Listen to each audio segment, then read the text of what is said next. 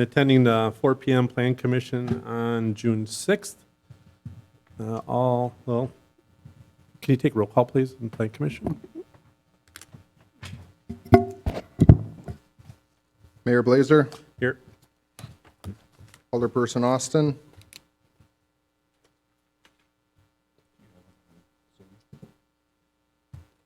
just confirming if he's on Zoom. Lee Tao is excused.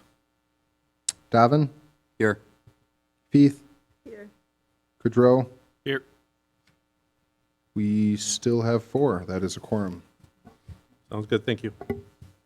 First item on the agenda is approval of report from May 2nd and May 10th Plan Commission meetings.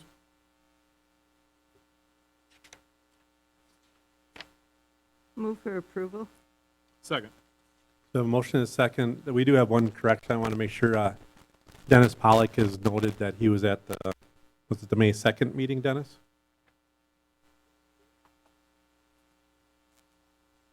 Dennis? Yeah. It was? Okay. Any further corrections? Seeing none, all in favor say aye. Aye. Anybody opposed? That motion carries. Item 2 is Vanderwall and Associates, Wisconsin Rapids Recovery and Redevelopment Plan Update. Kyle? Thank you. Many of you, plan commissioners and council members, and some members of the public perhaps, attended recent meetings. There was a meeting on May 10th between the Plan Commission and Common Council, a workshop that Vanderwall, the consultant, led, and then there was a public meeting last week, Wednesday, June 1st. It was attended by members of the public, again led by the consultant. That was primarily to obtain feedback and provide a project update in regards to the project. And the other notable update is there's a symposium that the consultant's doing to bring different players in the forest industry together and discuss about the future. This includes the state, the County Forest Association, universities, and others. That symposium is not yet scheduled, but is looking to occur the end of June or early July, and we will invite all of you and members of this public also to attend that meeting. And then the consultant continues to finalize much of the data and continues to create an inventory and mapping for the project. And I believe they're still on pace to complete the plan by the end of the summer. Thank you. Anybody have any questions? Okay. Seeing none, we're moving on to item 3. Michael Flory, 22-000418, request for a certified survey map of the to combine 2 lots at 1810 and 1820 Apricot Street, parcel ID 3405112 and 3405111, and dedicate right-of-way on Apricot Street. Kyle? So the next 3 items are before you due to the dedication requirements for each of the surveys.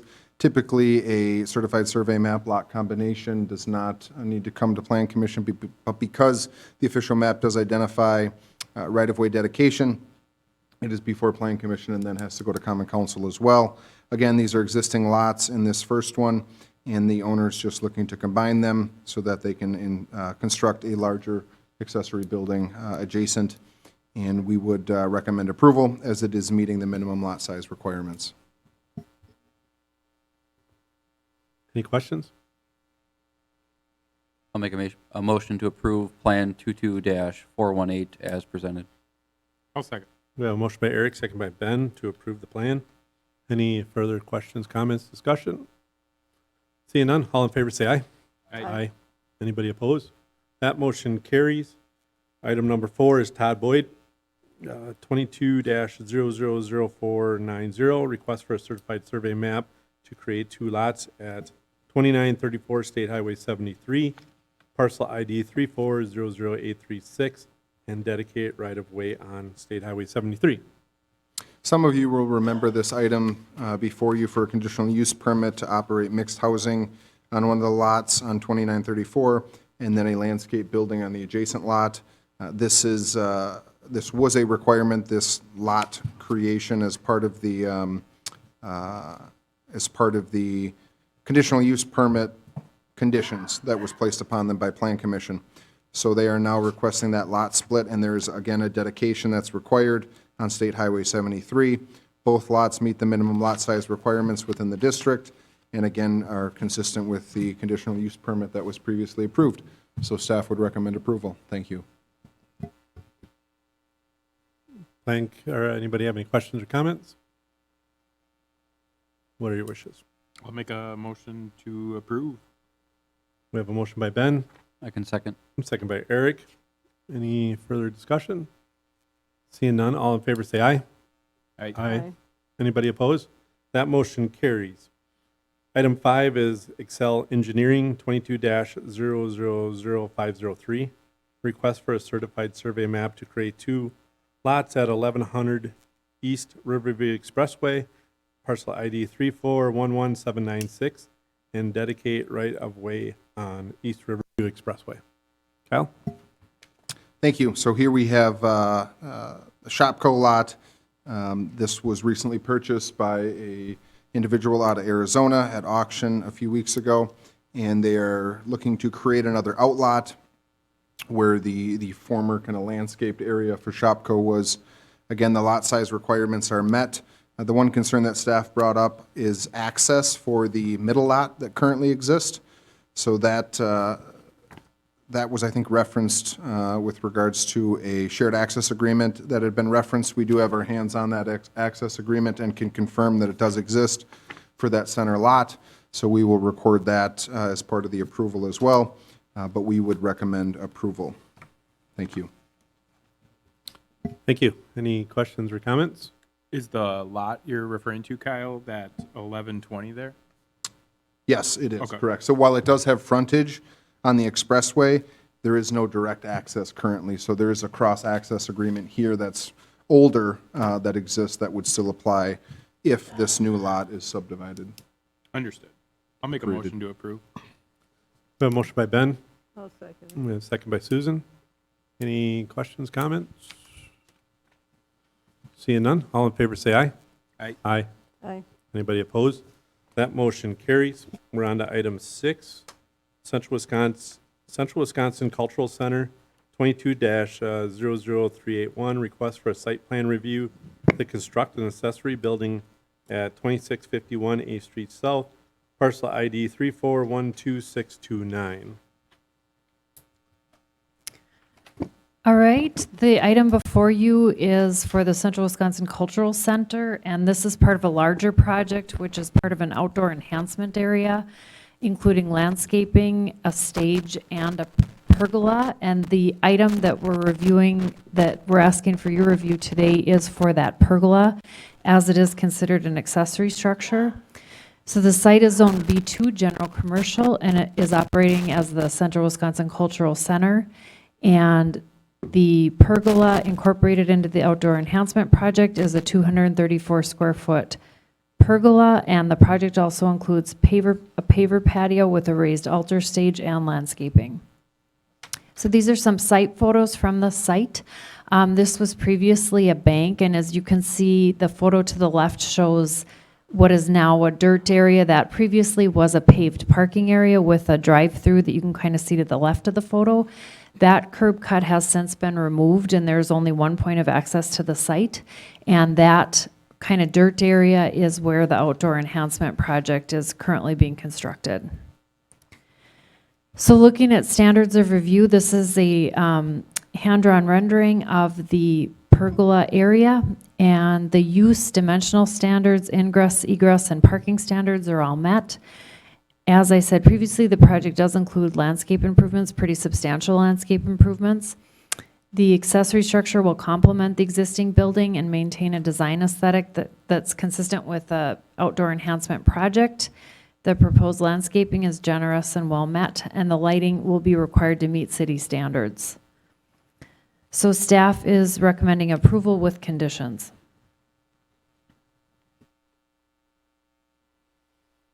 Thank you. Any questions?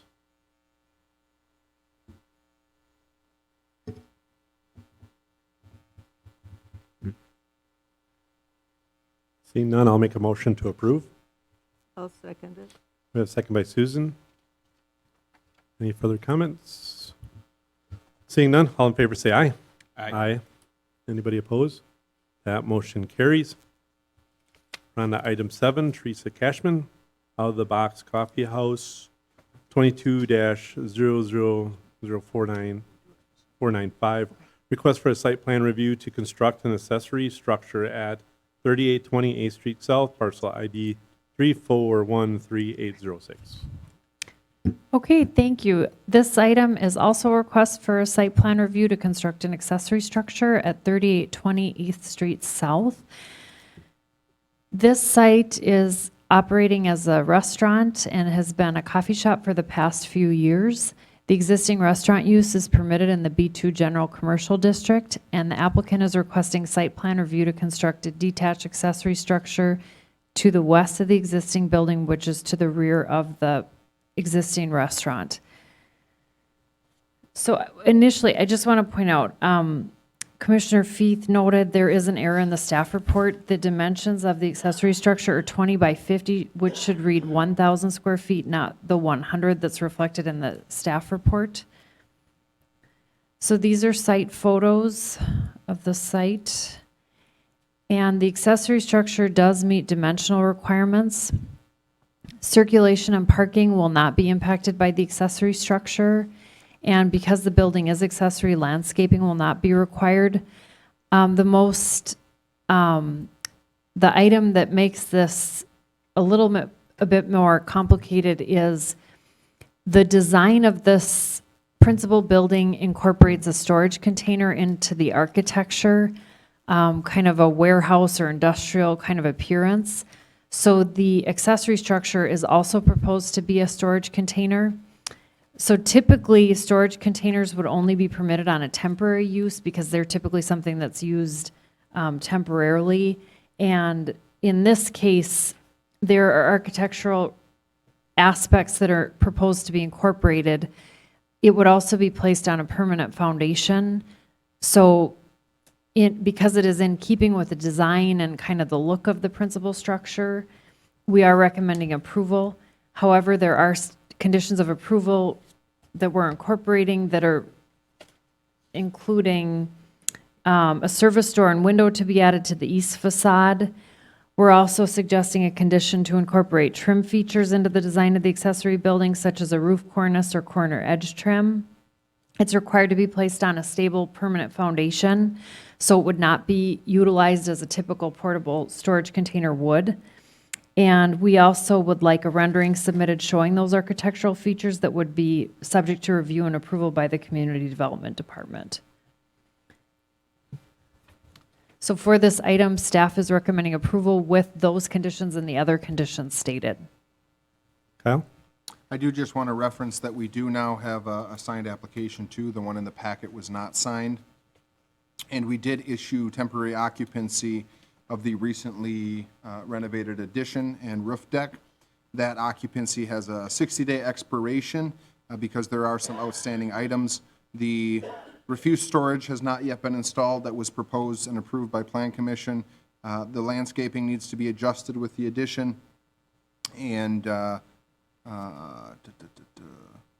are a couple other building items that need to be addressed. So again, if the refuse storage and landscaping is not installed within 60 days, that temporary occupancy shall expire and they would not be able to occupy that space. So we do have that on file, and we'll be enforcing that as the project moves forward. Thank you. Thank you. Mr. Chair. Yes. Kyle, when does that 60-day period expire? The temporary occupancy was issued on May 20th, so it would expire in July, end of July. I would further comment that I did go out and visit the site. There is a storage container already located there. It is sitting on 2x4s at either end, not on a stable foundation. It appears in this report that that is the storage container that they intend to keep on site. So it's already there. It's already in use.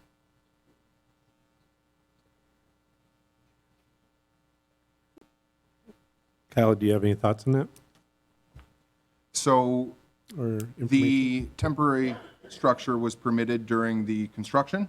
It was identified that during construction, they needed additional space, and we typically allow dumpsters and storage units during construction of buildings.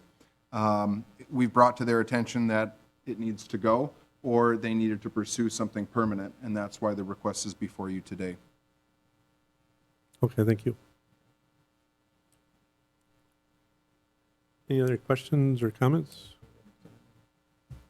Just the door and the window that's added to the east side, that would just be like a regular service door, like a standard door. I think right now they're using the end of it, like the storage container. Correct. So I think the reason we've added those conditions is so that we're creating an aesthetic that matches the storage unit that was used on the principal structure. And, you know, I'd like to see something more commercial in nature rather than just a simple residential door. But the idea is to not have to use the large swing doors, but rather a service door that maybe you'd use on a nicer shed. Good. Yes, I have one further question, and that is that normally there would be some electrical device in a unit like that. What's the electrical plan for that? I do not know if they're planning on extending electricity to the structure. I'm not sure building code would require electricity, as it's an accessory unit that technically does not occupy individuals. I mean, people are going in there, but from a safety standpoint, it's just, you know, temporary. They're going in to get equipment and coming out. And I don't know, is the applicant here today? I don't see them online either. But they've not mentioned it being serviced with electrical at this point. Was the door and the window mentioned to them, or were they, I guess, on board with that or willing to do that for this? So the door, I know they were planning to do. They show the window on the updated rendering, and again, we've added some additional, you know, trim, whether it's along the roof line, again, to match the principal structure, or perhaps along the corners. You know, if it's a condition of approval, it has to be done to occupy or to construct the structure. And then obviously the permanent foundation was another added condition.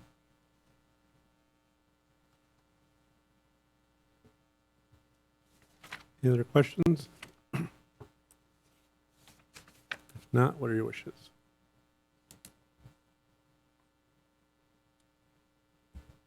Yeah, I think if they need the space, and as long as it ties together with the building, which these conditions would, I would make a motion to approve Plan 22-000495 as presented with the staff recommendations listed in the report.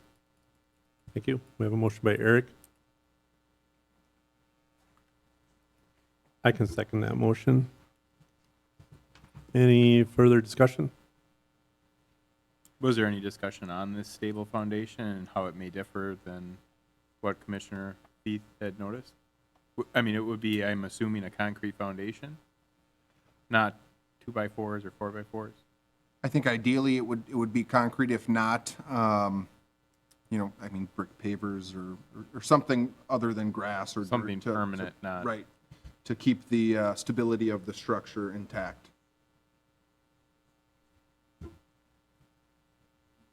Any further questions, discussion? Seeing none, all in favor say aye. Aye. Aye. Any opposed? No? Yeah, motion carried 3-1.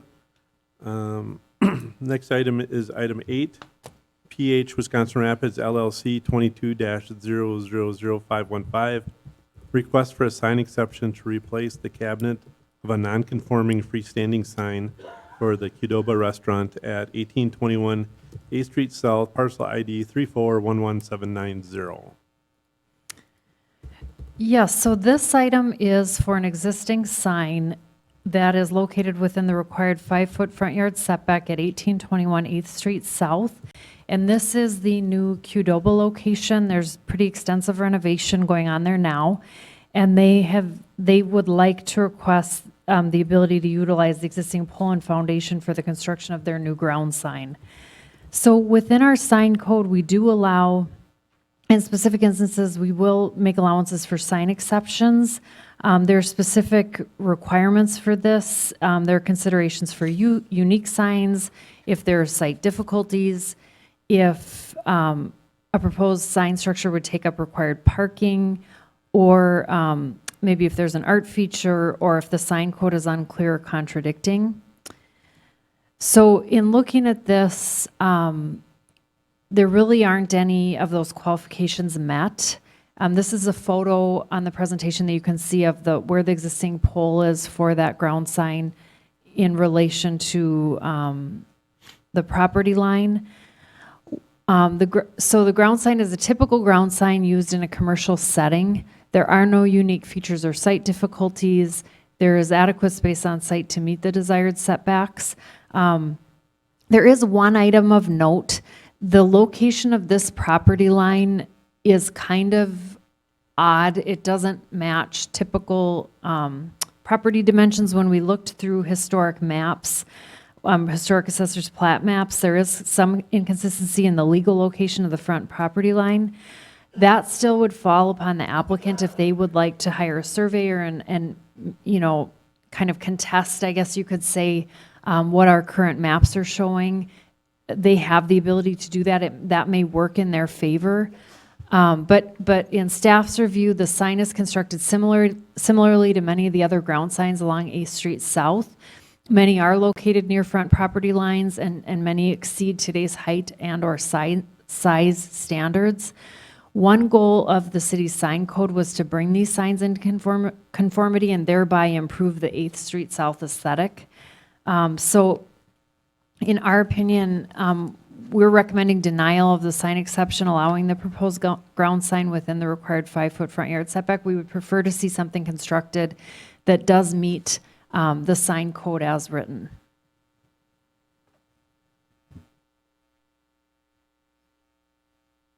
Go ahead, Susan. I have a question with regard to the ordinance, and that is, what specifically violates that 5-foot setback? Is it the brick container around it, or are you measuring from the pole itself?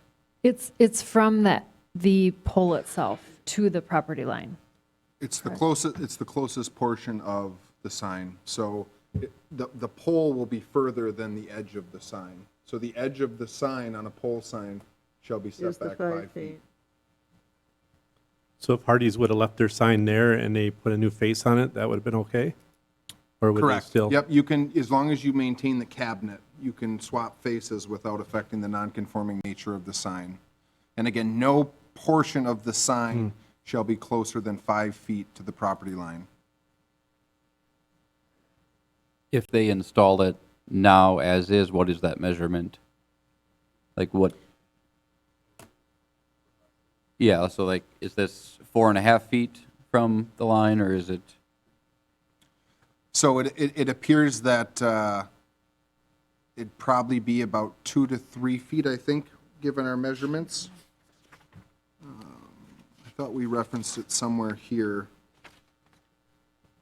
But again, the biggest discrepancy, and if Carrie goes back to the aerial photo, is there's this kind of jut out that's been created along the western property line, and we have records indicating that that jut out exists, but there's no dedication or anything. And then we have the original plat that actually shows that the property line extends all the way to the sidewalk.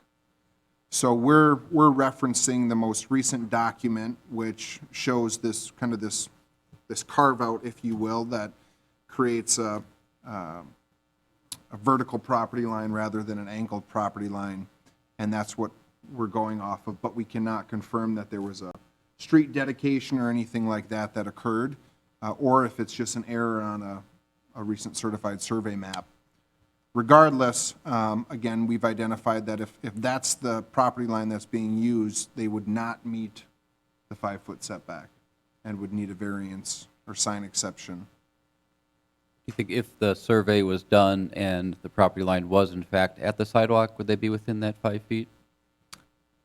It would be very close. Okay, Yes. closer than the 2 feet. So what's their option then? Since the building is so close, do they have to have a smaller sign? Or not as long? Because there's not really a lot of room there. There isn't. I think they could probably push the sign further south and then east. So they demolished a portion of the building, the southwest portion of the building, for outdoor seating. And I think they could, within that area on that southwest side, move the sign to the east to meet the 5-foot setback. So that's the primary reason for denial, is that they can ultimately meet it at another location. As you can see, though, their locations are fairly limited because of their existing parking and driveways on the site. Does that building still have a drive-through on it? Yes, I believe it does, Okay. on the north side. In the very southwest corner of that property, right on the corner below the jet out, is that paved then, or does it look like from an aerial view that's a small portion of grass? With the Yeah. potential for a sign there, or would that not meet setback to the south then if it was too close?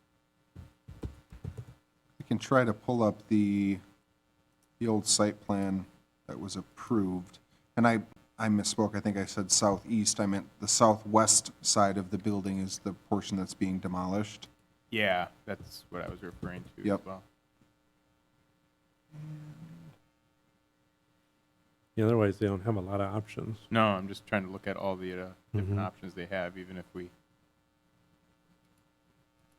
Kyle, is it the same for a tall sign as it would be for just like a ground sign that's only like 4 feet tall? Is it the same setback? Yes, all signs within our code, freestanding monument, have to have the 5-foot setback. Obviously, if you have a wall sign, you don't need to meet that.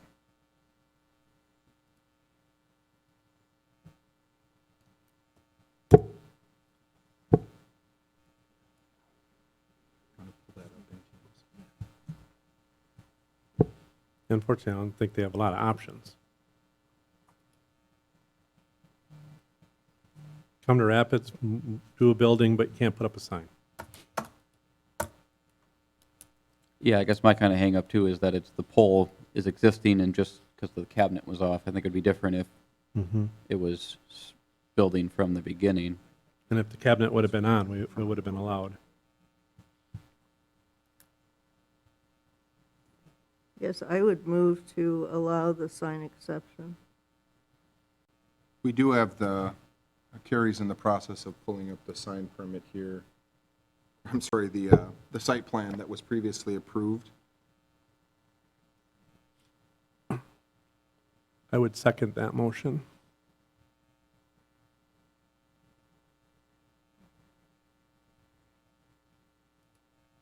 you had Those- indicated that the applicant was interested in doing a survey then of that property? I think if it was as close as it seems, I think they would, yes.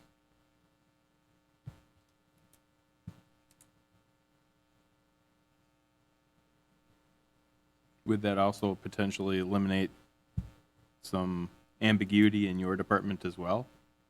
Yes, for the most part, in all lot line disputes, the proof or burden falls on the property owner or the applicant to prove where the lot line is. We can help them with regards to, kind of educating them, providing them lot dimensions. Historical record. We can help a little bit in the right-of-way to identify the front, but again, we did some of that research, and we found 2 documents that one showed the lot line was angled along the sidewalk, the other showed that it was actually in further where it's shown on the aerial map. So again, that discrepancy does exist, and that was identified as part of our research when we were writing the staff report. So, at this point, they've just not pursued the survey because I think it was the We intent that haven't, yeah. there wasn't that discrepancy and it was more certain.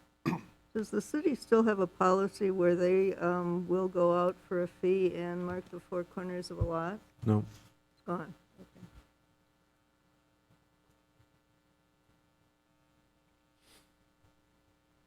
So we do have a motion and a second to approve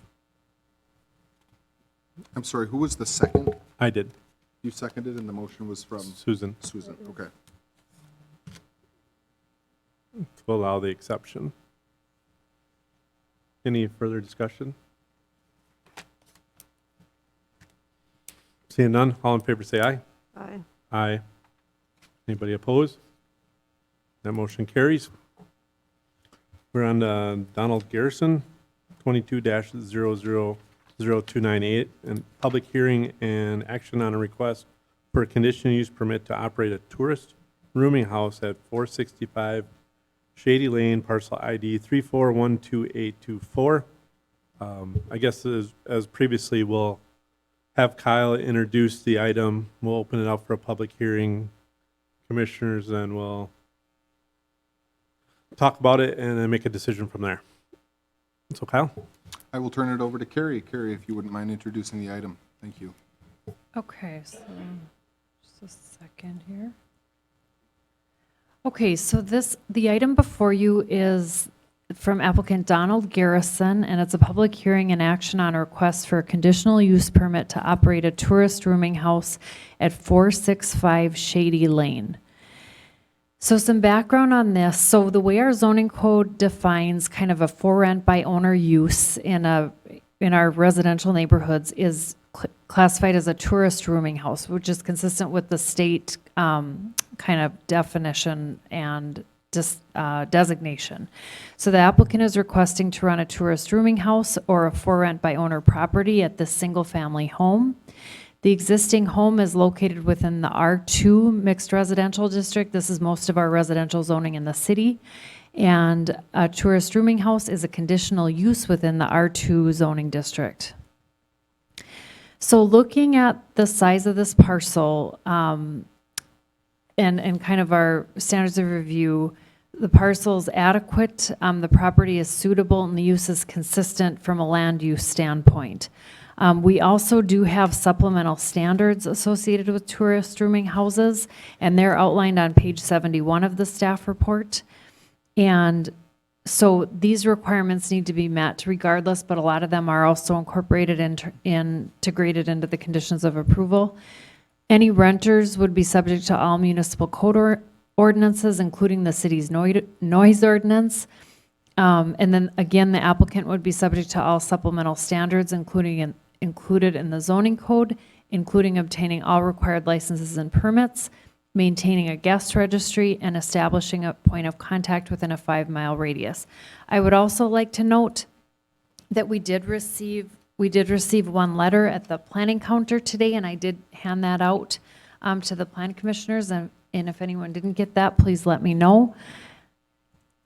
And so we are recommending approval with conditions of approval that again require that guest registry to be maintained, a point of contact within a 5-mile radius to be identified, and also that the applicant obtains all relevant permits through the state and within our department and the other city departments that allow us to collect the rooming tax dollars. Thank you. Let's open a public hearing, and I will call 3 times if anybody wishes to speak against the issuance of a tourist rooming house. So I guess for the first time, does anybody wish to speak against? Just raise your hand and come on up if you want to come up to the microphone, state your name and address. Carrie will help you. Your name and address. All right. Paul Kubishak, 459 Shady Lane. I really don't feel that this would be something advantageous to the neighborhood.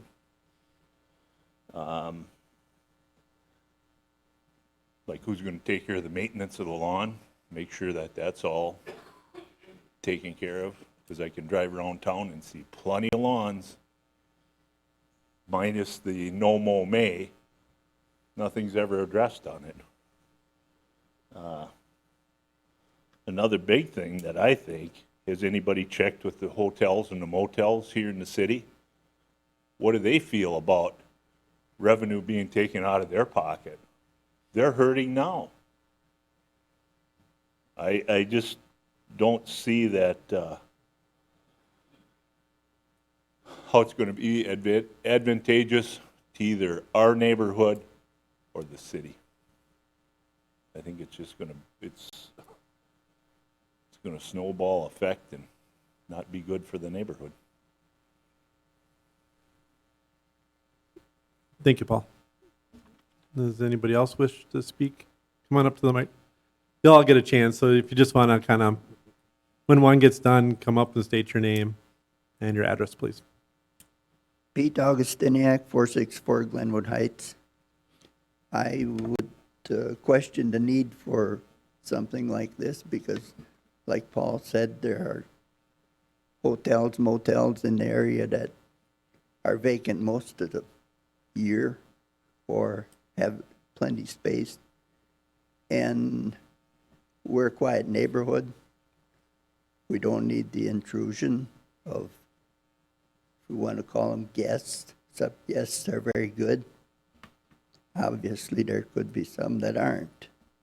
I don't know if the city has any other locations, any experience with this. They might want to check on that. And my wife and I are opposed to this. Thank you. Thank you.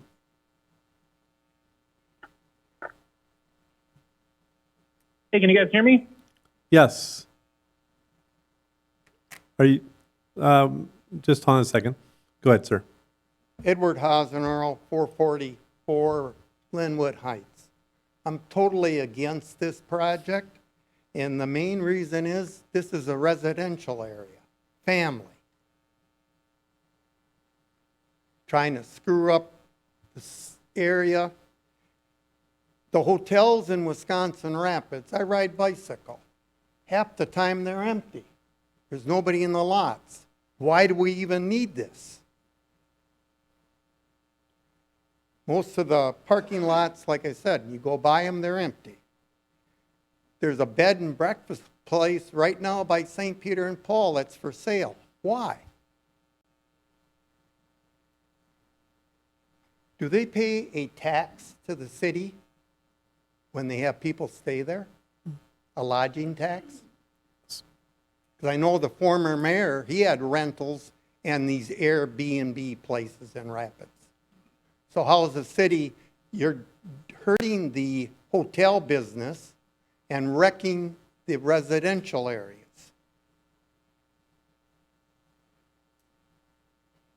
And the last thing I'll say about this, the west side of town is little Detroit. What are you trying to do to the east side? That's enough. Thank you. Anybody else wish to speak against? Coming up, sir. Yeah, Robert Byer, 464 Shady Lane. I too am extremely opposed to anything like that in a nice, quiet residential area. We used to run a resort. We also had rentals. You get some good customers. Unfortunately, the majority cause problems both in cleanliness, noise, and the times they come in and out during the night. This is a quiet residential, a very nice neighborhood, and I would hate to see it ruined, as we do have plenty of rooms available other than making a residential area into a business section. So my wife and I totally object to the, okay, thank you. Thank you.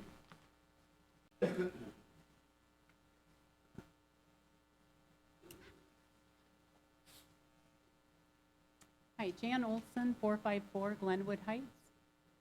We are also opposed to this. Our main thing is, if this is approved as a tourist rooming house, does that open this up to other areas? That's not in a definition as a tourist rooming house, like any types of other rooming conditions for rehabbing, anything like that? I guess that's my big question, but otherwise we're opposed because of the fact that it is a quiet residential neighborhood. Don't want to take away from the businesses that are already in the city. Thank you. Thank you. Does anybody else wish to speak against it? I guess that was my third time. Was there somebody online that wanted to speak? Yeah, this is Don Garrison. Sorry, I was out of town on business, but I couldn't attend in person. But I could make a statement. Yeah, I'm going to open up the hearing to people that want to speak in favor of it. And so Okay. you can take the first one. Perfect. Hi, everybody. Don Garrison. Own the house. Love it. I love the neighborhood. I get everybody's concerns. I'm one of the hospital physicians at Riverview. I moved 2 miles down across town, other side of Walmart. So I've got this home available. I work with and I train the medical students, and then we also have traveling nurses and things that I work with. So I'd like to have my home available for them to rent. Particularly with the medical students, as part of their tuition, they do get some reimbursement for housing when they do have to come down for rotations. But there has to be a listing officially posted that they can then reference. They can't just go to a person directly. So what I had to do is go and I found a property management company that's going to manage this for me. There's a set of rules there. There's quiet times. There's off-street parking. There's a registry that they maintain. And this way they can come and then stay there when they're rotating with me or rotating in obstetrics and gynecology or surgery. And they have a place to stay there. They're mainly based in Wausau, but this is a chance to give them a place where, they can stay in my home. It's quiet. There's a library in there that they can use, but they can also reference the official listing so that they can get reimbursed for it. Otherwise, they're overpaying for staying in motels or, trying to rent basements, many of which aren't furnished. I've got a furnished house that I live 2 miles away from. I do all the maintenance. And by doing it this way, I can provide for the cleaning. I can provide for the maintenance. I can go in after every tenant leaves and make sure everything's up to code, the fire extinguishers are there, and everything is functioning. Versus if I was to go and lease it to somebody, then I've got a renter I don't really have control over. I don't have access to the property. I can't maintain it. And if they're not keeping everything up, then there's a eviction process, and that has appeals and such. This is a way that for short term, I can maintain the property, yet have people that are here for work, the medical traveling nurses, the respiratory therapists, the residents, and the medical students can have a place to stay. Thank you. Does anybody else wish to speak in favor?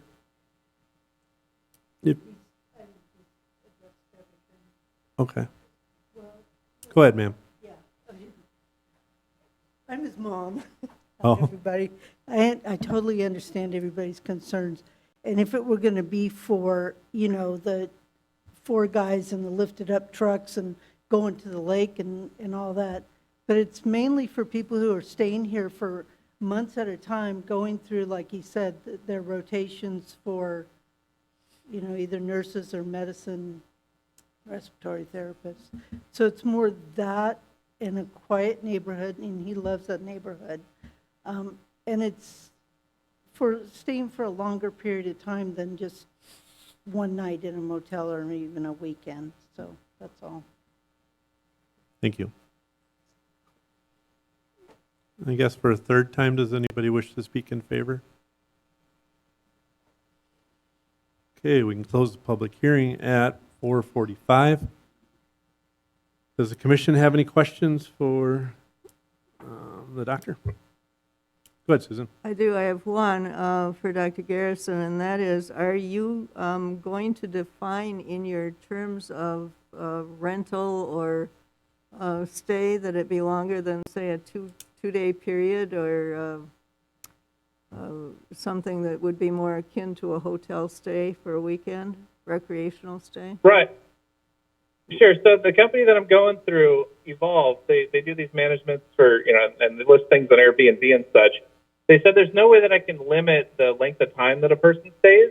So, as long as I have it available for them, there's no way to say, there's a certain period of time that they can stay there.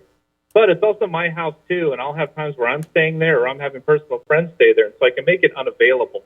So I do have that ability, if I need to block out a time where I don't want anybody else renting it, I want to use it, I can do that. So is this listed on a third-party site that if I had relatives come to town, they could sign up and rent it? Or is this going to strictly be, as you said, for long-term medical students? No, it's got to be publicly posted. That's kind of the only way that they do this. But the company's called Evolve, and they do use, Airbnb and Vrbo and such as ways to put it out there because there has to be some sort of official listing. Yeah, everybody would book through that site or through them. Okay, thank you. Kyle, how is this any different than, I think, as somebody else said, people listing their house and not having to come to the city to get a permit, because there is no permit for that, such as that. So how is this any what makes this different? Or are those people just not registered as they're supposed to be? So the, Oh, sorry. Yeah, I'm asking our planning person a question here about that. so right now, we do not regulate whether or not a single-family home is rented or owner-occupied. A rental can occur as long as there's not more than 4 unrelated individuals within the rental.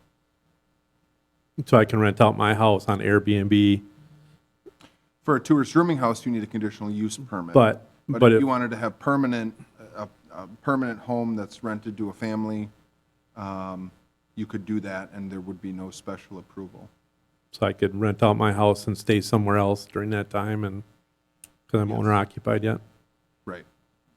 Well, you own it, you're not occupying it, you're essentially renting the house. And we do not regulate home rentals aside from a tourist rooming house. The difference primarily being the transient nature of the occupants. So tourist rooming houses identifying transients as staying within their individuals that do not stay for longer than 30 days. Typically, if you're going to rent your house out to a family, or you buy a property as a rental and you're renting it to a family, it's more permanent. You've got a 6-month lease or a year lease, and that's the primary difference between the two. So what benefit is he getting for doing a tourist rooming as opposed to just listing it on Airbnb himself? Correct. So technically, to list it on Airbnb, you've got to have the tourist rooming house license or the conditional use permit to do that. How many other of those do we have in the city that you're aware We've of? got about 5 or 6. Okay. I know of one in my neighborhood as well, so.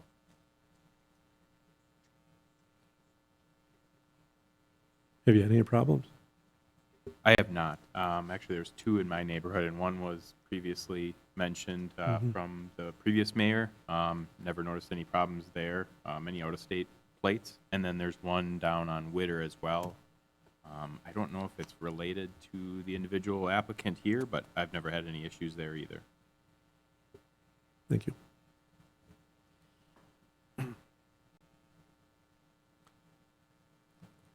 Any other questions, comments?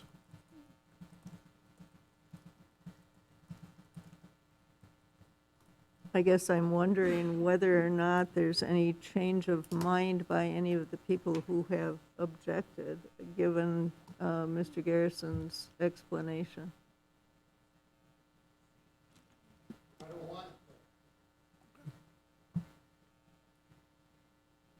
Good. I still speak against it because it's probably a 3-bedroom home. You could have multiple tenants at one particular time.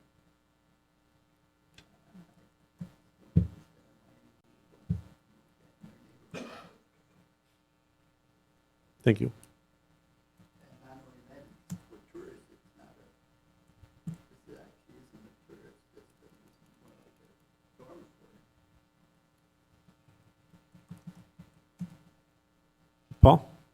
Still say, check with the hotels and hotels, see what they think. I'm sure they'd give you a big fat no. You're taking money possibly away from already established business. Thank you.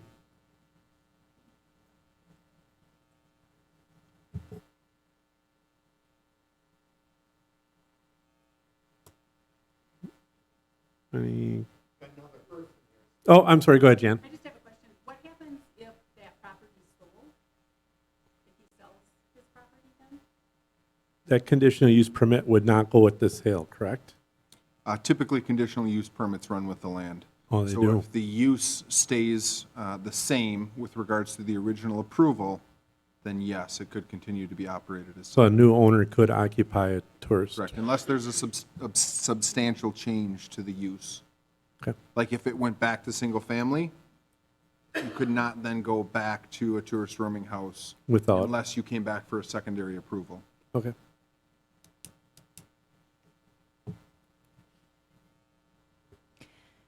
One item I'd like to note is, this is a significant item throughout a lot of Wisconsin right now.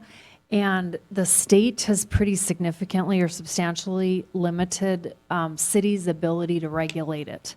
So we can regulate 7, or I think it's under 7. I think it's 6 days or less. And we can regulate over 180-day stays and make it someone's primary residence. But other than that, cities are pretty limited in their ability to regulate. And so one of the really forward thinking things is that we do have the supplemental standards outlined in our zoning code, and we do have a way to house this and kind of set requirements.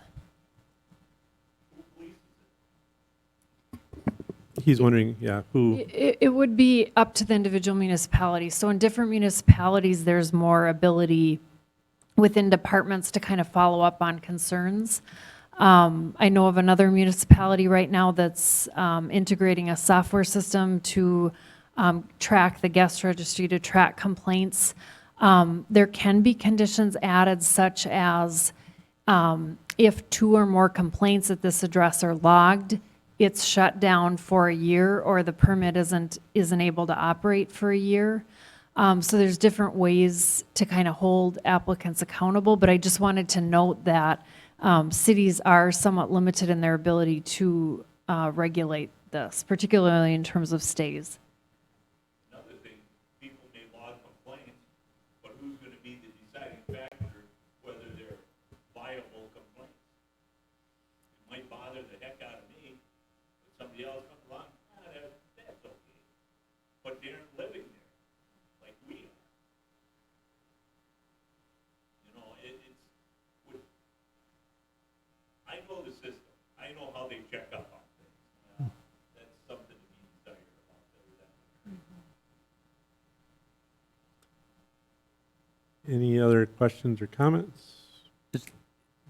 Has it been done before with conditional uses of like reviewing it after a certain period, or having it come back for?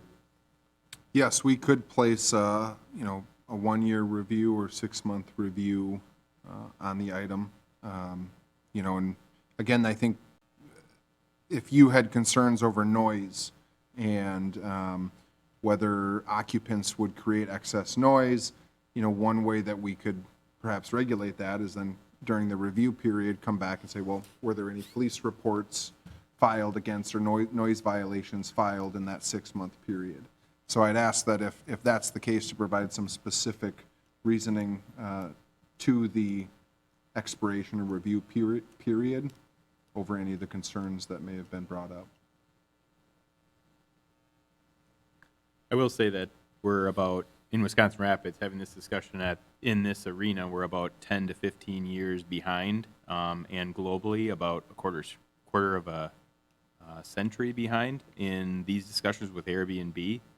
There's an economic impact, and I think the big thing that we could do to regulate it, to Carrie's point, would be the number of these licensures, because I think you're only going to see these increase over time, where people want to come to areas. This is considered up north for a lot of people, and there is an economic impact that wasn't discussed by either the pros or cons. But I'm going to stand in favor of it. I think this is something that, as the doctor has spoken, provides stable residential place for these individuals coming to learn and do their rounds for their medical community.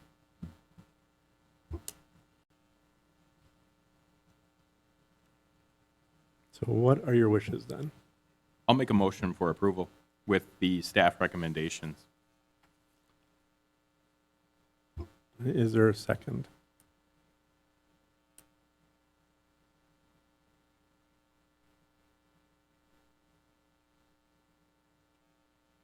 So I think all motions need to be in the positive. So either way, the vote. I'll needs- second it to get to a vote, Okay. if that makes it clear. Yep. Doesn't mean you're in favor of it. So we have a motion and a second. Any further discussion? Seeing none, all in favor say aye. Aye. Aye. And oppose? Nay. No.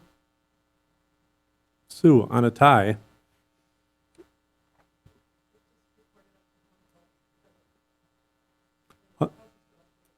No, that's correct. So it's a neutral vote going to council. Okay. Thank you.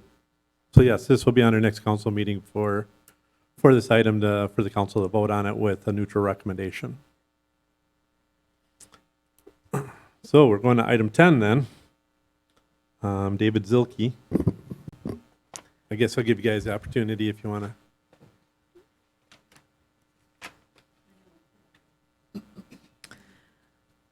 All right, so, Let me, I'm just letting him. oh, yeah, yeah.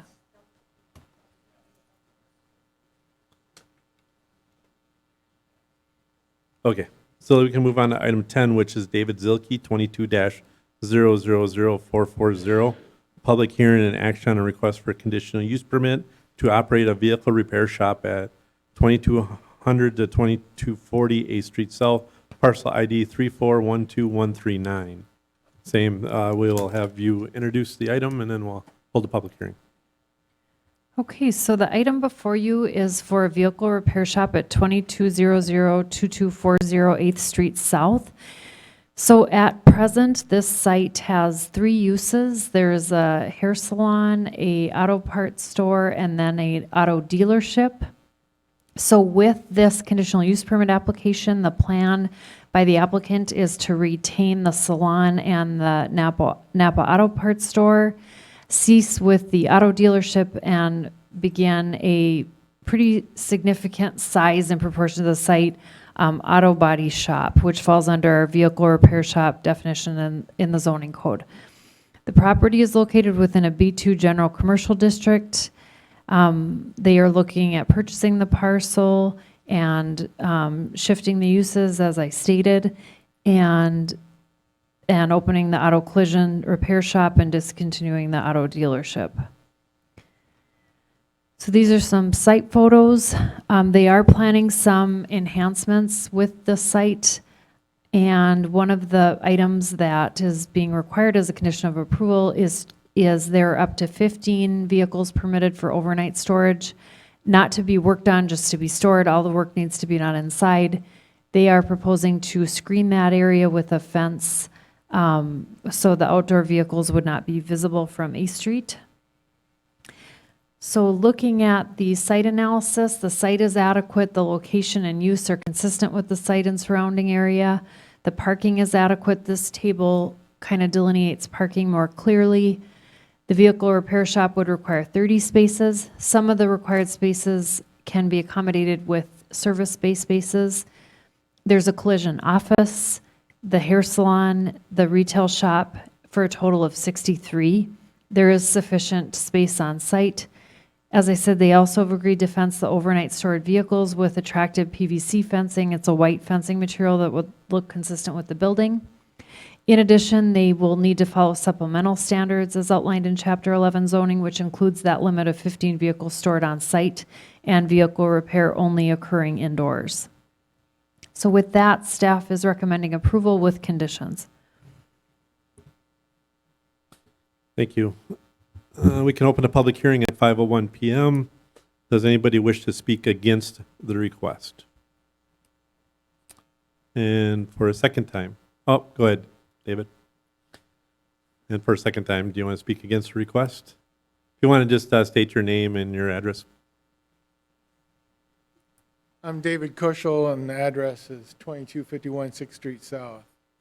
And we have the last double lot from 6th Street to 7th Street. So our lot staggers, but right adjacent to the piece of parcel we're talking about. I'm not so much opposed or pro. I have more concern about everything's gonna stay, they're not gonna, on our partial, on one side Ace owns, and the other partial, the bike store owns that. And they used to store cars there, and we was wondering about, and we have a mutual fence that runs, Ace has one on that side, and the bike shop has one on that side. And we was wanting to know if there was gonna be, in the future, any storage, and about any issues about zoning. And, you know, it'd always been zoned before, it'd been a multiple building over the years. And they used to store different things there. So it's not so much an issue, but we just wanted to know what their long-term plans were. And then you had mentioned that there's going to be a fencing. We were just kind of, and then if they do come over, if they do purchase that additional land, would they be required to put a new fence in, or just some general questions, not so much conflicting questions, but just for some information. We can take care of that after we get through the public hearing. We can have her kind of explain that again. Okay, So we'll hit it after you get done with the public hearing. all right, thank you. Yep, you're welcome, David. Does for a third time, anybody wish to speak against the request? How about for a first time, does anybody wish to speak in favor of the request? Go ahead, sir.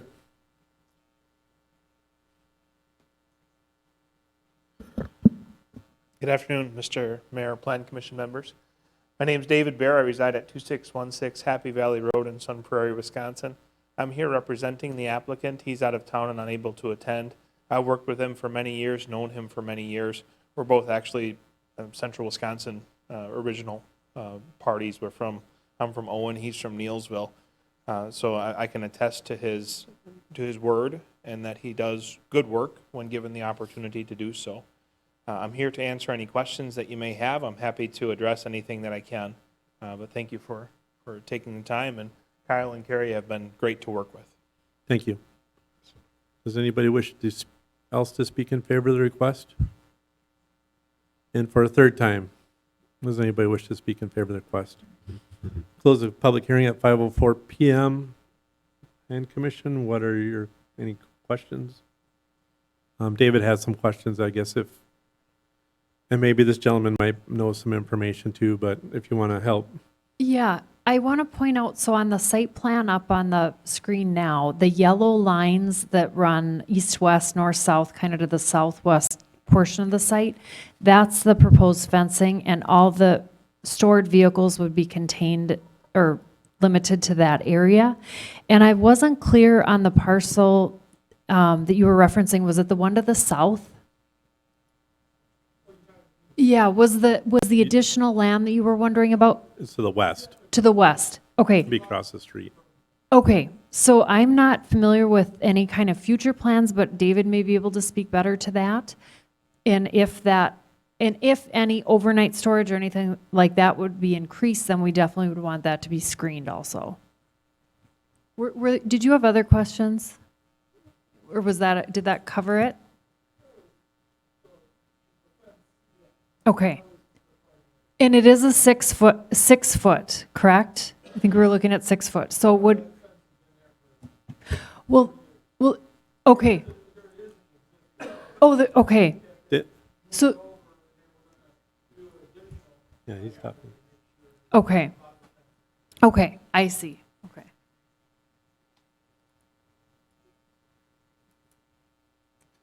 I can speak to the fact that there are no plans for expansion other than what is noted here currently, and also confirm that it is a 6-foot PVC high-quality fence that is proposed in the areas that Carrie identified. Thank you. Any further questions or comments? Hearing none, what are your wishes? I'll make a motion to approve with the conditions as staff recommended. And Susan seconds. So we have a motion by Ben, second by Susan. Any further discussion? Seeing none, all in favor say aye. Aye. Aye. Anybody opposed? That motion carries. We'll go on to item 11, County of Wood 22-000423. public hearing and action on a request for a planned development district for the county campus and the construction of a public safety facility at 400 Market Street, parcel IDs 3407750 and 3407748 and 3407751. We can do the same procedure here then, if you want to introduce. Sure. Thank you. So this item has been before you in a general nature before with regards to the Avon Street vacation, with regards to the comp plan amendment and the rezoning. And because of that, we've identified those processes previously as kind of the general plan, as there were general plans that were provided then. Those general plans have now morphed into more specific site plans. And so now we have the precise implementation plan for a planned development district overlay before you. So that is the item being acted on tonight. And again, there's a recommendation by Plan Commission that goes to council. There are 13 standards of review with regards to the development. A lot of those standards were analyzed in great detail in the staff report, and I want to thank the county for putting together a lot of information that was included in the reports that we cite in terms of the general use and nature and character of the facility. Again, ultimately, they're looking, the county's looking to construct a public safety facility attached to the courthouse. This would be to the south of the existing courthouse location and within the Avon Street area and existing parking lot location shown on the site plan. Carrie, if you want to move through there, I think we've got some photos here. Some of the uniqueness, and I'll let the county speak to this further in regards to the planned unit development or planned development district, sometimes referred to as PUD or PDD. They're one and the same, but are several limitations that have been placed upon the county for the development, which include safety, visibility, things of that nature for the public safety facility jail. And those have somewhat prompted this request for the PDD because the PDD can permit deviations from the underlying zoning classification or the zoning standards. And so the standards of review, the 13 standards again have been outlined, and then below that are the requested deviations. And there are about 10 deviations that are requested, which vary from the height requirement to the setbacks, to the parking lot setbacks, the parking lot stall counts, overhead doors facing the public, impervious surface ratio, which is very close to being met, landscaping, lighting, parking lot access, and again, screening of dumpsters and so forth. So those are the deviations that are requested. I won't go into great detail unless I'm asked to do so, and we can walk through them. Again, I think the county can provide more specifics on why those are requested. In regards to the approval, we can add conditions onto the approval, and we've done just that. There are about 8 or 9 conditions. I am recommending to add one condition that was not on the staff report, and that is in regards to a certified survey map. So it's the intent of the county to combine the lots. There are currently 3 lots. They want to combine them. As part of that, however, the city has, within our subdivision ordinance, a requirement that the official map or the official street map shall be met. And unfortunately for the county, and potentially for the city, depending on how you look at it, Jackson Street requires 132 feet of width, and Baker Street requires 80 feet of width. And so if the CSM is being proposed to combine the lots, those dedications would be required. Now, there is the potential to possibly amend the official street map to reduce those widths, just given the nature of the roadway and the downtown and how it's developed. Those widths may not be an accurate reflection of what the future would hold. Nonetheless, because of that requirement, we've added the condition 2 shown above, which again requires that certified survey map and the lot combination, as well as the dedication of right-of-way, whether it's as currently written or as amended, And then it also gives staff the ability to approve the minor deviations. For example, if dedication occurs on Jackson Street, it will likely affect the parking arrangement on Jackson Street as well. And so this approval or this condition would allow staff to approve those minor changes to the parking lot on Jackson. With that being said, we feel like it's fitting, again, fitting within the neighborhood as the jail currently exists. The former jail, or the existing jail, will be demolished after the construction of the new jail and as part of the project. And we feel like it is appropriate within this area to zone it as planned development district. Similarly, to put things into perspective, we've done PDDs for unique multifamily senior housing complexes. We did one for the hospital. So again, they're primarily meant for campus-type settings of unique land uses. And we feel as though the county campus is a unique land use that would warrant the PDD. Therefore, again, we're recommending approval of the deviations listed and the conditions on the screen. Thank you. Thank you. So at 5:13, let's open the public hearing. Does anybody wish to speak against the request for the planned development district for the county campus and the construction of the public safety facility? For a second time, does anybody wish to speak against? And for a third time, does anybody wish to speak in favor of the request? And for a second time, does anybody wish to speak in favor? And lastly, for a third time, does anybody wish to speak in favor? Oh, go ahead.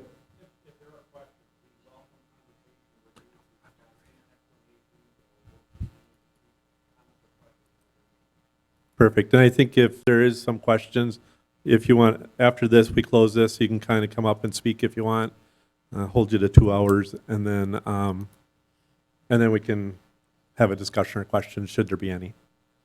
So let's close the public hearing at 5:14. I do just want to make a comment, if I may. We did receive an email from Emily Kent at 231 5th Street North, who was opposed to it. We will make sure this gets added to the record and attached to the meeting minutes. Yes, thank you. I forgot to mention that. So I guess we'll open the floor to the county if you wish to speak.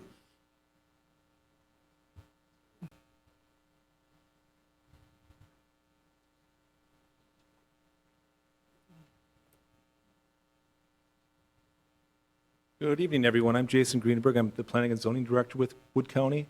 Thank you for giving us a chance to speak on this project tonight. I'm sure there's plenty of questions that you have regarding the PDD here because there's quite a few deviations requested. One thing I'd like to talk about at the appropriate time, though, too, is probably one of the bigger challenges with this project, and that is the Jackson Street right-of-way width.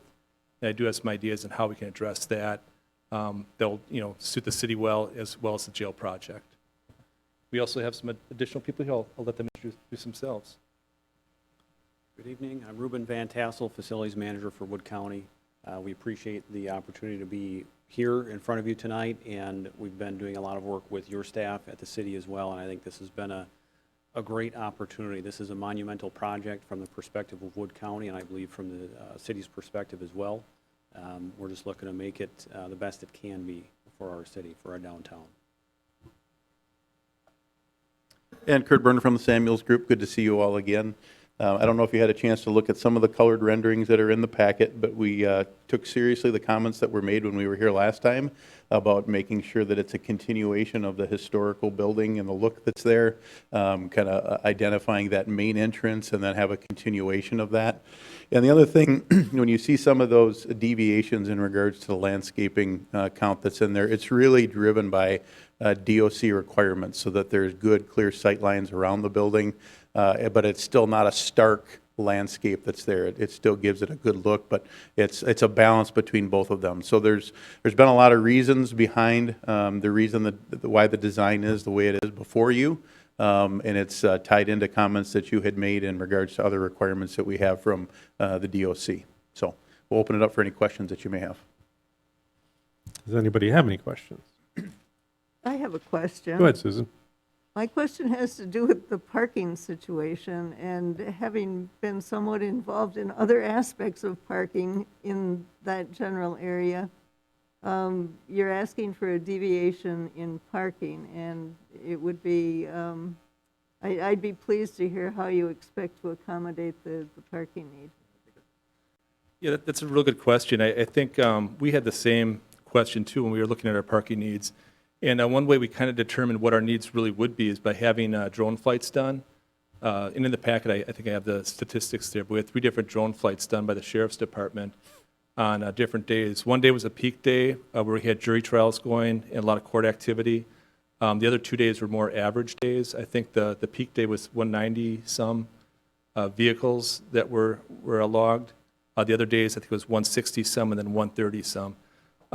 Another thing, too, is when you run the courthouse facility against the institutional district parking requirements, look at the courthouse structure. We have very wide hallways. We have a lot of space, meeting space that's not really used by staff or people on a consistent basis every day. We're also seeing a lot of staff now work remotely. We have policy at the county that allows staff to work remotely, not the entire week, but typically a few days of the week. And then also a lot of the nature of our business in the courthouse with the departments is a lot of it's short trips now. Like when people come to the planning and zoning office, it's usually a 5, 10, 15-minute stop and they're out at the courthouse. Same with the clerk's office, register of deeds, and other departments like that. So even though we might have a lot of churn of customers at the courthouse on a daily basis, there really is not a great need for parking, or as great of a need as identified in the institutional zoning district. And that's why we're proposing, having less spots there. I think, one thing we're also probably looking at down the road is we're looking at the idea of maybe a vacation of Market Street and opportunities for parking over in that area as well. Was that a clear answer? I do have one other part to that same issue, and that is with regard to truck traffic on the various segments of Jackson Street and the viability of getting a semi-trailer around some of those spots, and your thought on narrowing those streets and how that would impact that. Okay. So are you referring to the truck traffic for deliveries for the courthouse or just truck traffic in general? I'm referring to truck traffic in general, and Okay. I'm not at all certain what the traffic regulation is with regard to semi-traffic on the various portions of Jackson Street that you're talking about. I'm not sure about the traffic regulations in regards to trucks either, so maybe somebody else could chime in on that. One thing I will say regarding Jackson Street, I think we went into this project with the assumption that there wouldn't ever be a right-of-way expansion on Jackson Street. The official street map that's being referenced, that's requesting the 120, or is it 132 feet of right-of-way, is from June of 2009. And that was a much different time in Wisconsin Rapids as far as downtown traffic goes. We had much more mill traffic, especially noticeable during the shift changes and things like that. Anybody that's been in the downtown on a pretty frequent basis realizes that's not the case anymore. So going into this project, we never really anticipated that there would be a request for additional right-of-way along Jackson Street. I do respect the official street map. That is an official map that you have to follow. One thing we'd recommend on the county behalf is approval of the jail project with contingency that the county pursue amendment of the official street map and look at having that future right-of-way requirement dropped from 132 down to probably 100 feet or 80 feet wide. And we'd likely do that based on traffic counts and other observations and get engineering involved before we make any requests. But our assumption right now is that we probably see a narrowing of Jackson Street before we see a widening of Jackson Street like we're seeing on the west side right now. Just, in my mind, it really doesn't make sense to have that much of valuable downtown space dedicated towards right-of-way. Keep in mind that that right-of-way width is the same requirement as you see on the expressway, and we don't have near the volume of that traffic going through on Jackson Street there.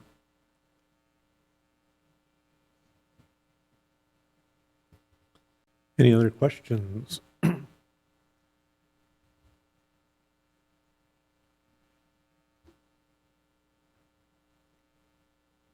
guess just kind of to the parking concern.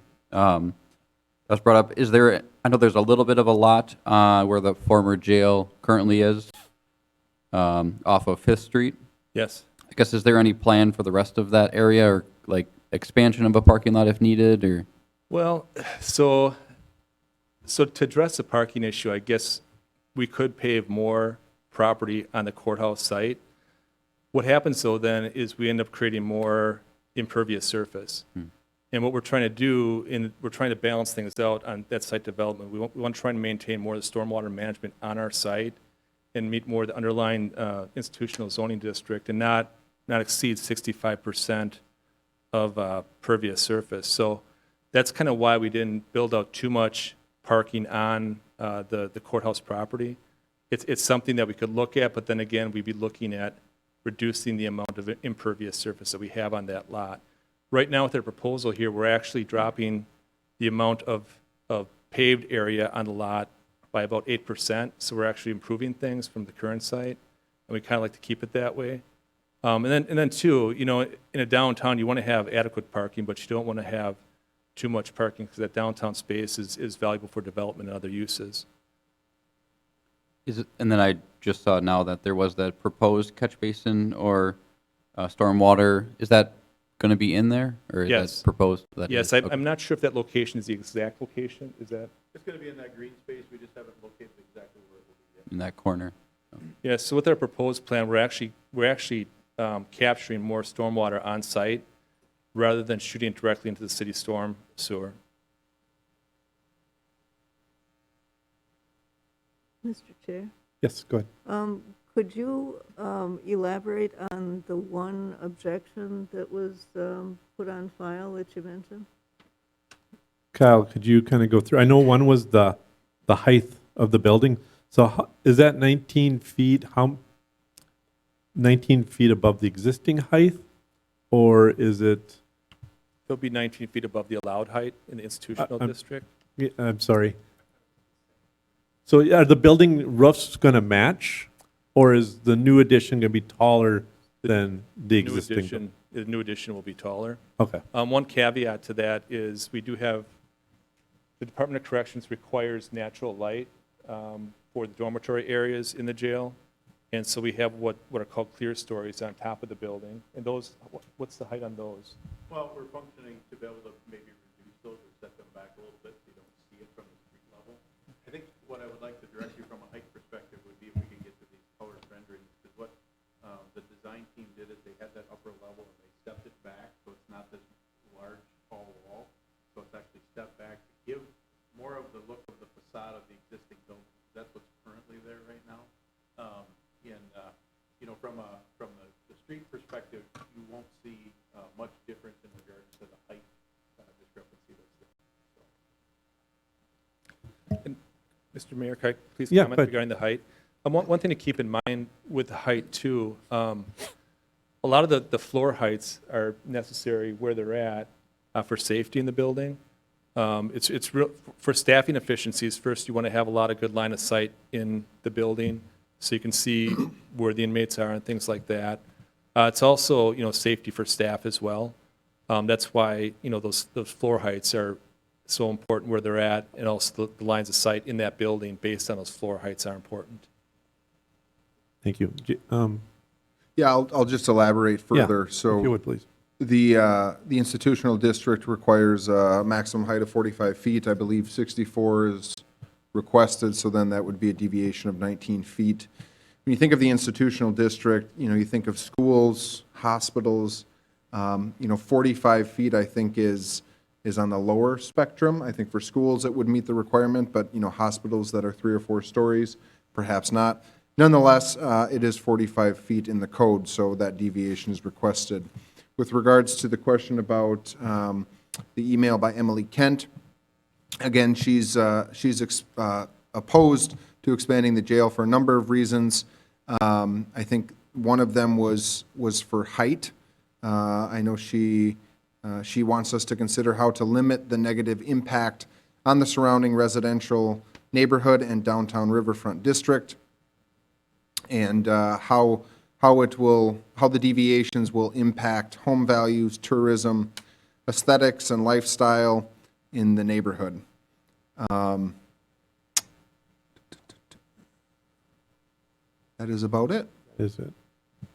I think one thing I had for the height, I guess, do you know, so it'd be the height from like the main entrance, Market Street level, but then, I guess one thing to your benefit, you're in a hill. Right. So those homes on Saratoga with the back, with that wall there, do you know how higher the jail will be opposed to those homes? Like, are those, that might be a hard measurement. Question, I don't know the number, but we are gonna be depressed probably by a full floor or story in regards to where that elevation would be. So like the back of those homes, are they looking at a straight wall or they're looking at top of the jail? I don't believe they'd be seeing over the roof of the jail. Okay. They're still gonna be seeing the wall. Okay. But it wouldn't be 60 feet above their height or their.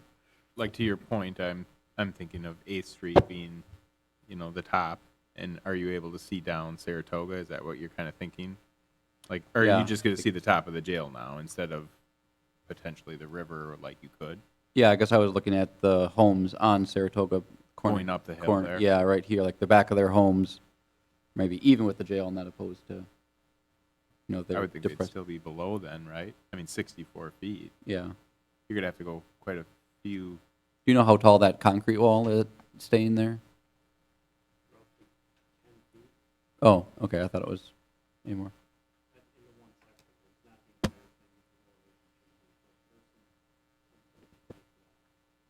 If we look at this page, I don't know how clear it is. I have a couple paper copies for everybody, but there is one of those little notes that shows the existing height of the very south end of the courthouse. And on that end, it references the height of the existing courthouse. 129. 45 feet, 26 feet.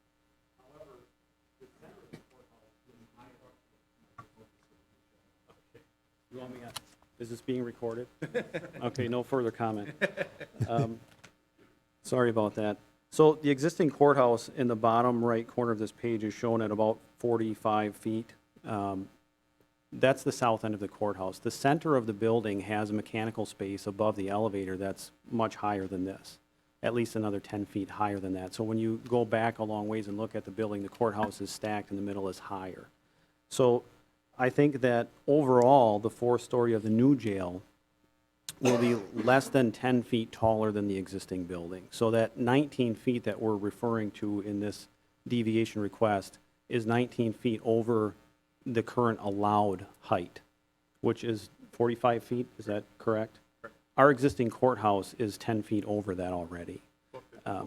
So we're already higher than that with the existing building. The new building will be a few feet higher overall than the courthouse, but the bulk, if you look at the very top of that elevation, the new jail, we have, an extra 5 feet of height in these clear stories that we're using to bring natural light into the top floor of the building, which is required by DOC standards. We are looking at an option to modify those clear story units that are on top of the roof to bring that height down a little bit. But again, you won't see that if you're standing next to the building. If you're along 5th Street, it's going to be difficult to see that because they're not right on the edge of the roof. They're set back a little ways.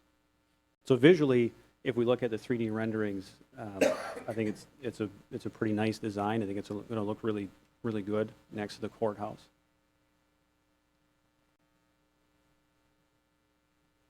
If any of you want paper copies, I have a larger set here if you want to look at that on paper, if that's helpful.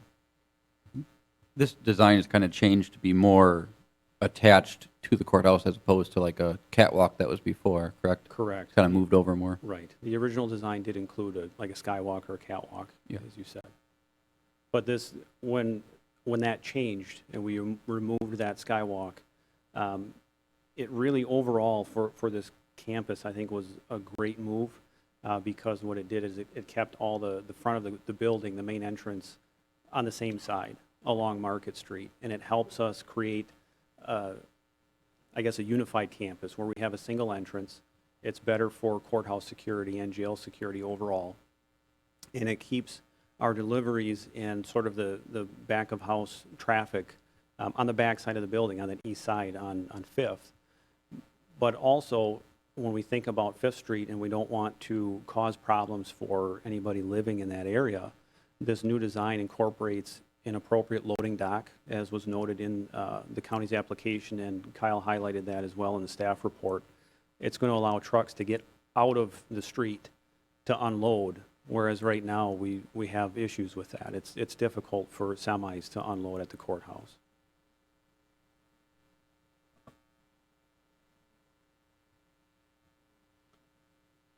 How high, Reuben, how high are these stacks then with that ambient light coming in, and what are the options for those?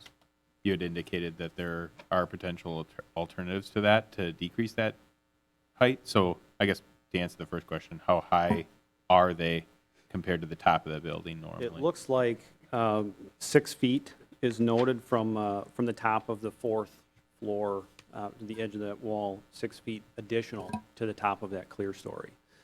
So the reason those were being considered is you talk to contractors or anybody maintaining a building, we don't like holes in the roofs. Skylights generally are known to be something that cause issues long term. And so we're looking at this clear story design, which builds a more traditional wall and a roof over the top of that and windows around the outside of that to bring natural light in. It could be seen as a little bit more reliable against large hailstorms or things like that. However, it adds that additional height. And we're looking at prefabricated skylight units as an option instead of the clear story, that if they're fabricated at a manufacturer's plant and then set as a unit, they're not likely to leak. We shouldn't have any problems with that. We might save some cost and also, I guess, have the exterior look a little bit better without that clear story on top. I think the top rendering here that they're showing gives you a better example, that it's small little silos that are there. Mm-hmm. Yeah, that's what I was It's not a continuation looking at. of an entire level that's there. And then that center, on that, what's on the board now, that center section, the main entrance, that's about the same height as the current courthouse? Yeah, real close. And then a jail would be above that one floor? Correct. We can ask if we can maybe put a fireman's pole in from that clear story down Yeah. into the. I don't think those are code anymore. You may have some other problems. I think the biggest thing is that the reason for the height is that it's purpose driven. It's not aesthetic driven, right? We would love it if we could reduce it just from a cost perspective, but because of the mezzanine and sight lines to be able to see into those secured cells, we put the location of where they're going to be viewing that central so we can see up and down. So yeah, we would love to reduce it just from a cost perspective, but it's driven by purpose. And like Reuben said, we can look at options for the skylights if there's an issue associated with that. We do need to keep it above the snow line for obvious reasons. So there's going to be some reason for that to be up there. So it won't be right flush with the parapet. We are gonna have to be above it a bit. So.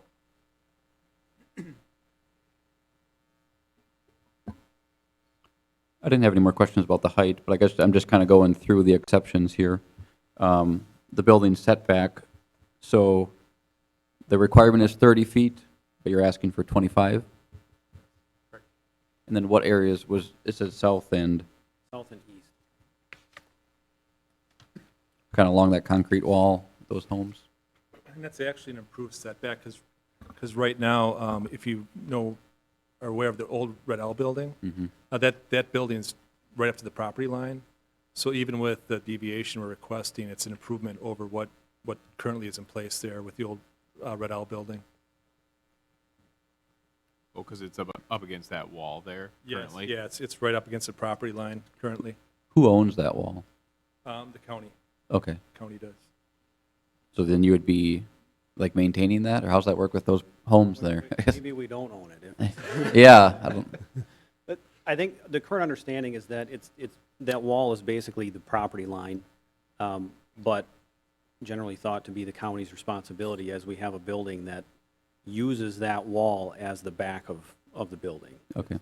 It's incorporated into that. Yeah, I guess as long as the 25 feet, if there's ever have to be some maintenance, that's just open area, right, around the kind of the L shape there? Yeah, as a part of the design, the engineers have looked at the condition of that existing wall, because it is used, it's a retaining wall. And so there's a plan to have an additional retaining wall in front of a section of that where it's the tallest, just to ensure that we don't have any issues with the integrity of that wall once Red Owl is removed. So then where it goes down to 25, is that all the way around that corner? Okay. And then it's, We did put the landscape screening around that edge there, and then there's a fence proposed along that.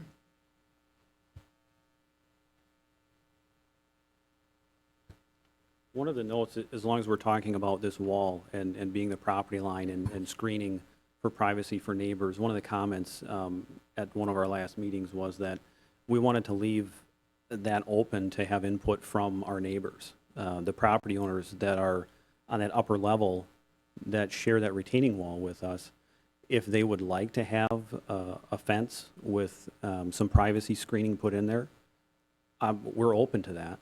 But I was saying that we don't want to just plan that on day one, because if I'm one of the neighbors there and there's a new clean facility, maybe I don't mind that view, and maybe it gives me more view around it and into other areas of the downtown, or just to extra green space. And so I think that's something that we don't want to just make all of those decisions for somebody else that's on the other side of that property line, if that makes sense. yeah. I have a question to Kyle, I guess, and that is, have we instituted the new program of drawing the circle and notifying the neighbors? Did that happen? And would those neighbors have been notified of this hearing? Yes, it's on page 95 of 144, Okay. the second page of the staff report, or third page, the exhibit map. And that was a 300-foot notification surrounding the properties.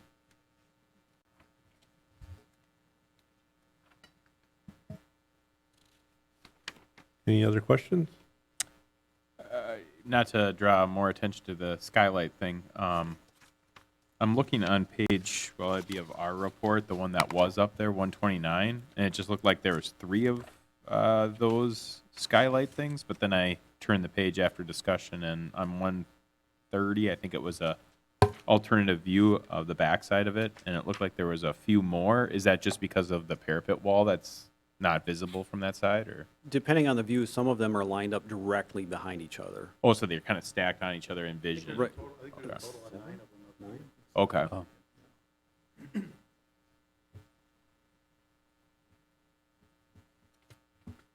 Is there any plan for like the current main entrance to, I guess you kind of got to draw people away from that, or would that still be used partially? The existing main entrance will remain, but we do want to draw attention away from that current location to the new main entrance. And so we're looking at, through landscaping, maybe moving, we have a large, I think it's granite sign out front right now, relocating that. The flagpole would be moved in front of the new entrance. Okay. And also looking at, I guess, reconstructing some of the sidewalks that we have out front in that current courtyard area along Market Street, so that it doesn't look as wide and inviting just to walk up to a set of doors that will be locked in the future. Mm-hmm.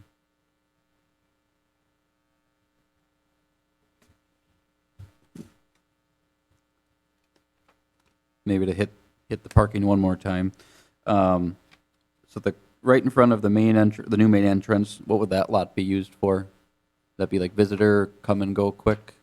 Yes, that would be primarily accessible parking, ADA accessible parking, and short-term, maybe 20 or 30-minute visitor parking, not for staff, but for visitors to the building. And that would that be the same for the one off of Saratoga and Jackson? That one could be, but we also consider that one to be potentially available for correction staff or, I guess, more jail staff in particular. Okay. On the east side, you would reference maybe being able to get more parking kind of along Fifth on that northeast corner. One of the things that we think about with that parking along Fifth is that trying to keep our building secure, we want our main entrance for staff and visitors to be on Market Street. And so if we put more parking on that backside, it won't be used as much, because if you park on the east side of the building, that would be sheriff's department, corrections, other courthouse staff that are exempt from having to get screened. So some of the positions that are, that need to be more protected when they come and go from the building. Yeah, I think for the neighborhood too, there'd be less traffic back there without a parking lot. Are there assigned stalls for sheriff's department employees? The sheriff parks in the back 40. Okay.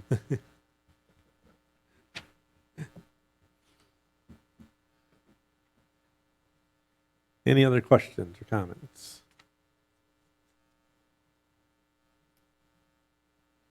Yeah, I guess I was just going off of page 8 and 9, the exemptions. That's kind of the main thing that we're needing to look at, right, Kyle? Correct.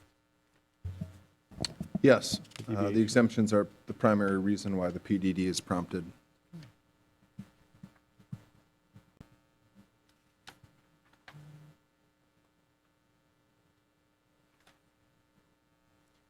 I know you guys did not see the added condition. You guys have, obviously, I know, Jason, you mentioned it at the beginning that you'd want to speak to it further if possible. Are there any concerns or thoughts as you think about the process and?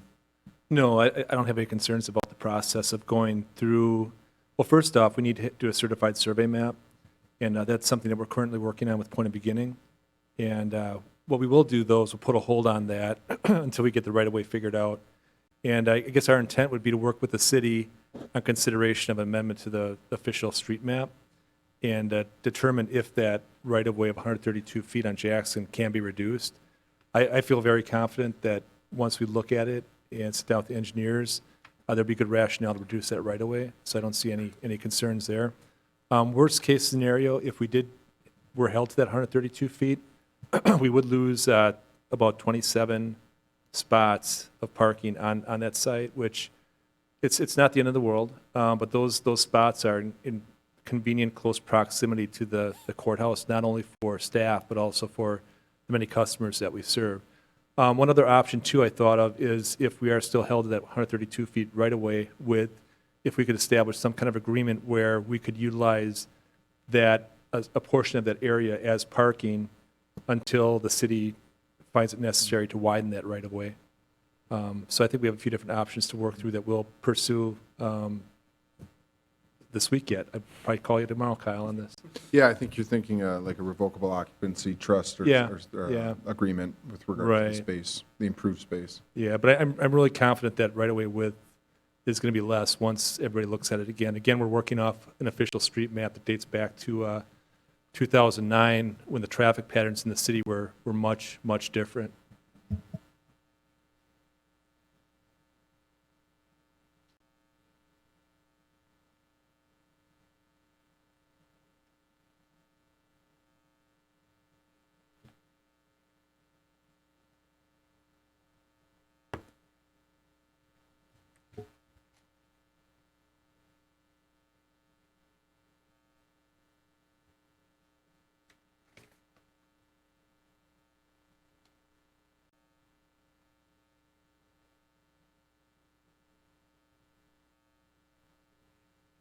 Seeing no other questions, I can make a motion that we approve the request for, let me get it right, the request for a plan unit development district for the county campus and the construction of the public safety facility, and in addition to approve the deviation requests.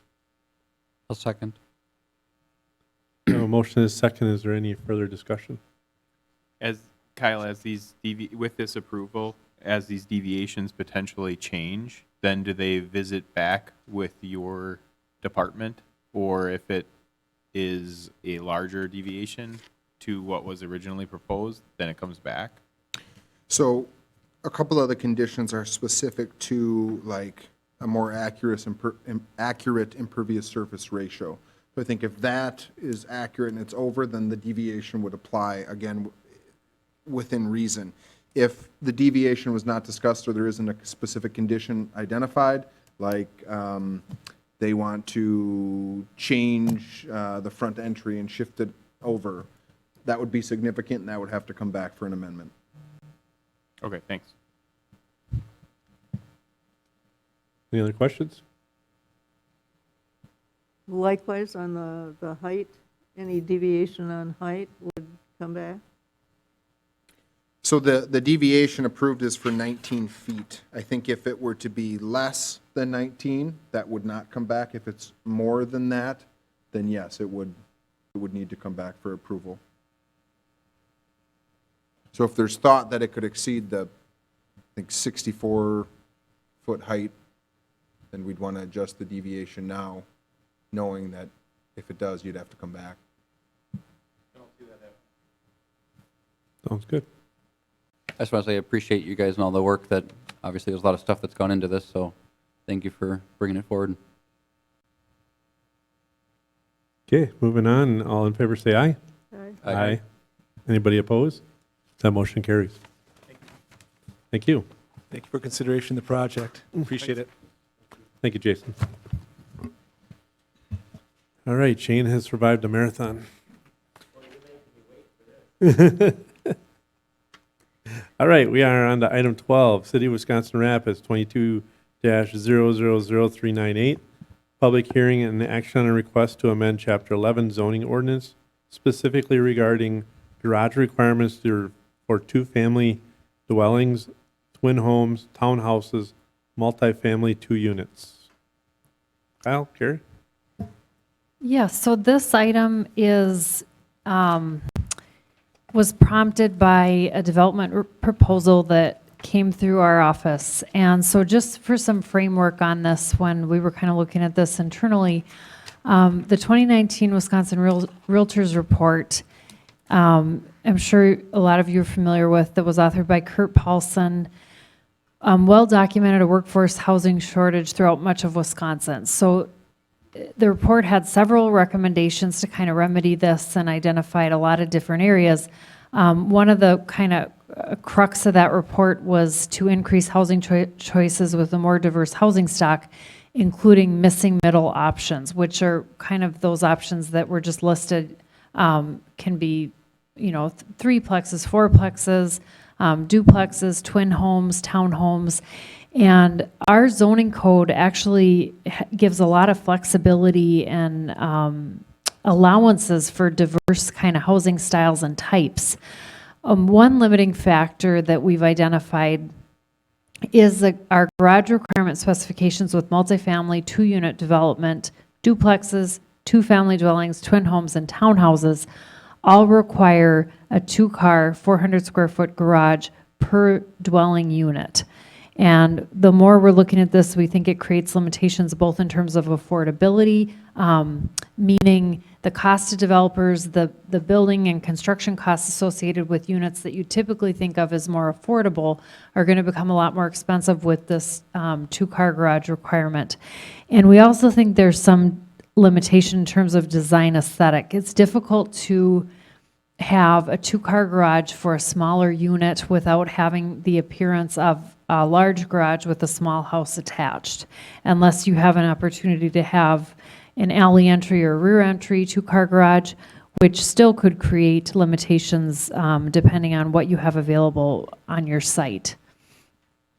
So in looking at this, we are recommending modifications. We have 2 sections of the code that apply.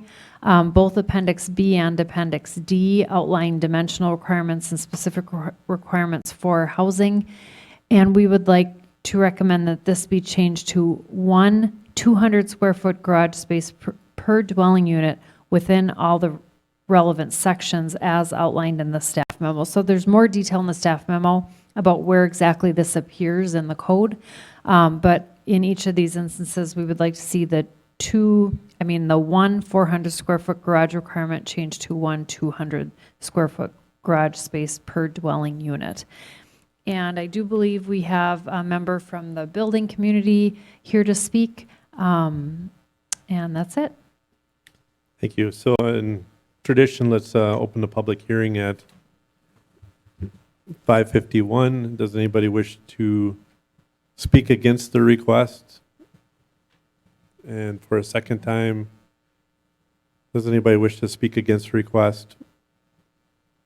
And for a third time, does anybody wish to speak against the request?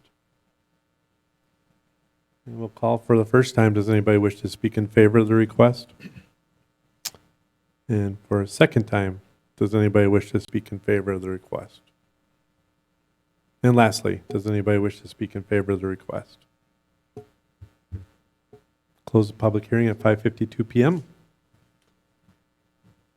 I guess, did you have anything you want to add further, Shane? Yeah, you can come up. Yeah, if you want to speak a little bit on it.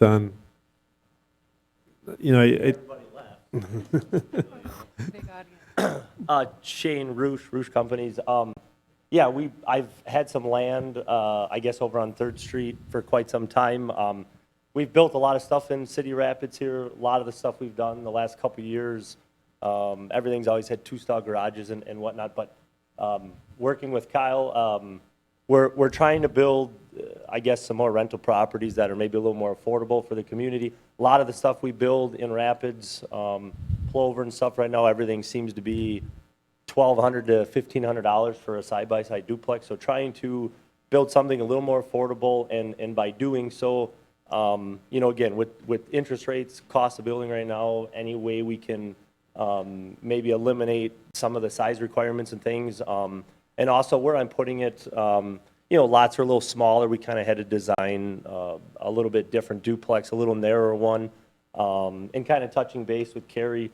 You look at a lot of these duplexes, 2-stall garages, next thing you know, you got basically a 4-stall garage, and when you're trying to accommodate a 700-800 square foot unit behind it, the garages are 600 square feet per side, if you stuck with a standard like 24 by 24 garage. So basically the garage is almost as big as the house. So, just trying to design something a little bit more affordable though for the community, and putting it over where we're trying to put them. So I guess if there's any questions on that or whatever. But Thank you, Shane. Does anybody have any questions for Kyle? I just wanted to add that regardless of the interest from Shane, and thank you for speaking, and the developer, I fully support this because I think it creates a better building aesthetic, as Carrie mentioned. You don't have 4 garages essentially facing the street. You can create more aesthetic appeal with doors and windows in the dwelling unit rather than the garage. I also want to note that previously in the old code, or at least I guess we didn't check the old code. I think, I'm assuming that in the old code it was permitted, because I know single-stall garage duplex exist in the community that have been built within the last decade or so.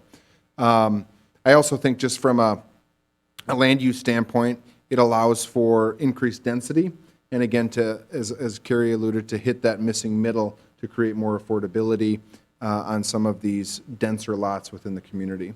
And then lastly, I just want to note that a majority of our developed neighborhoods, our infill areas close to downtown, are zoned R2, and they currently permit duplexes within those neighborhoods. And I think if you had a duplex unit that was permitted on a vacant lot, it would significantly blend better with the neighboring residential home, single family, if it were permitted to have these single stalls rather than those massive 2 stalls for each unit. So again, as staff beyond the interested party here, I think it's fitting for the zoning code, and we would recommend approval. Thank you. Thank you. I agree that these options need to be available, and for the developers to develop the type of properties that might help suit an income level, and I think it's a good thing. Can we table this for next month? Just kidding. I'll make a motion to approve the Plan 22-398 to make amendments to Appendix B and Appendix D in the ordinance. I'll second. You beat me to it. And we have a comedian on the commission. Second? Yes. Okay. So any further discussion, comments?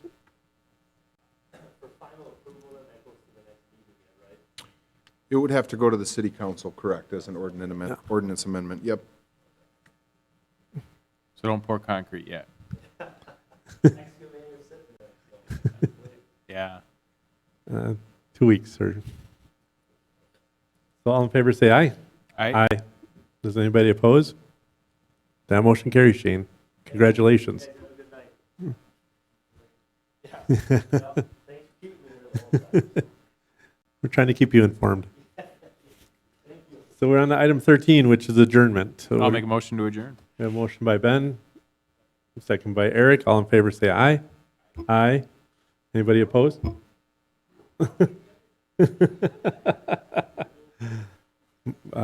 Motion carried.